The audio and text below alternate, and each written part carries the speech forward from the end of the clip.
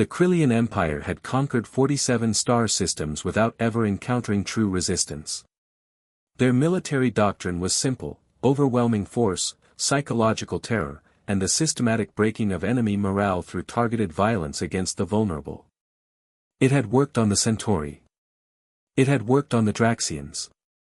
It would work on these strange bipedal creatures called humans.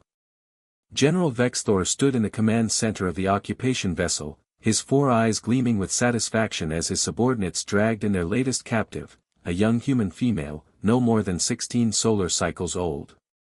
She struggled against her bonds, her brown eyes wide with fear but burning with defiance. "Where is your brother?" Vexthor demanded, his translator converting his guttural speech into clipped English.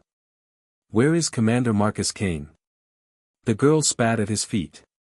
"Go to hell." The general's mandibles clicked in amusement. He raised one clawed appendage, preparing to demonstrate what happened to those who defied the Krillian Empire. His hand descended toward her face. He never made contact. The reinforced walls of the command center exploded inward with a sound like thunder splitting the heavens. Debris and smoke filled the air, and through the chaos strode a figure in battered combat armor, moving with the fluid grace of a predator who had finally located his prey.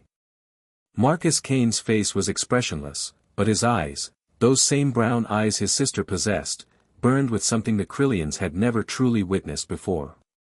Not anger. Not rage.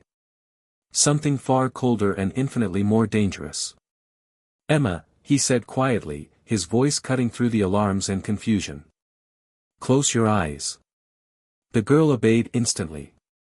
What happened next would be analyzed by military historians for generations. Marcus moved through the command center like death incarnate, his enhanced combat reflexes pushing human capability to its absolute limits. The first 3 guards died before their weapons could even track his position. The 4th managed to fire, but Marcus had already displaced, the plasma bolts scorching empty air where he'd been a microsecond before. Vexthor activated his personal shields and reached for his ceremonial blade, a weapon that had tasted the blood of 100 conquered species. He was a veteran of countless campaigns, a master of 17 fighting styles, and he outweighed the human by at least 80 kilograms. None of it mattered. Marcus closed the distance in 3 strides.